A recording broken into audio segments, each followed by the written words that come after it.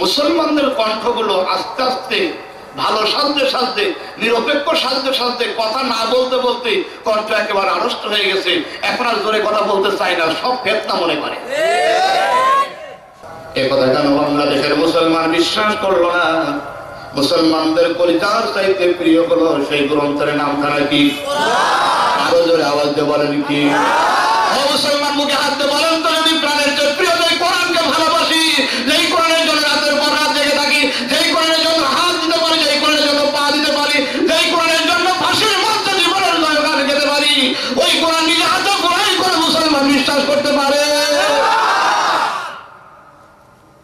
অতএব কিভাবে বিশ্বাস হলো? আমার বন্ধুগণ, আমি আরক্ষে জিজ্ঞেস করলাম, যেই করো সেটা মুসলমান হোক, অথবা হিন্দু হোক, বৌদ্ধ, খ্রিস্টান হোক, জৈন হোক, যে কেউ হোক না কেন, আমরা সেটা দেখতে চাই না। কোনো জাত, কোনো বর্ণভেদ, কোনো ধর্মকে আমরা আলাদা কটাক্ষ করি না। আমরা বলি অপরাধ যে করেছে তারে ধরে আমাদের সামনে আনতে হবে। আপনারা চান কিনা বলেন?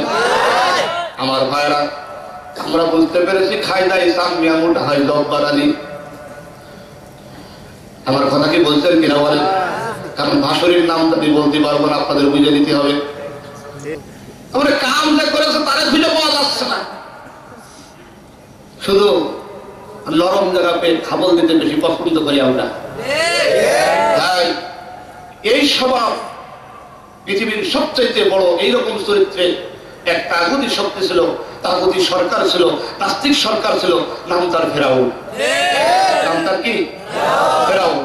আমি সূরা তাহরিমের যে আয়াতটি তেলাওয়াত করেছি, যেহেতু লম্বা কথা বলতে গেলে সময় পাবো না, আর গভীর রাত্রিতে ওয়াজ করা ঠিক হবে না, সংক্ষিপ্ত সময়ে বলতে হবে, এই জন্য আমি দ্রুত কোরআনের ভিতরে ফিরে যেতে চাই।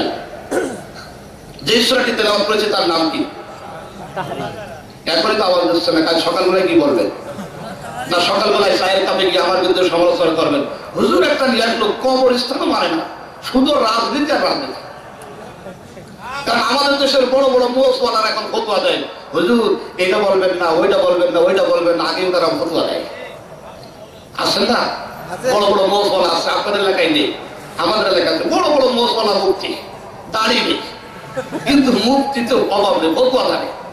এরকম বড় বড় মোসওয়ালা টর্চ লাইট মেরে জিজ্ঞাসা কিন্তু খুঁজে পাওয়া যাবে না, হাসে না, কান্দে।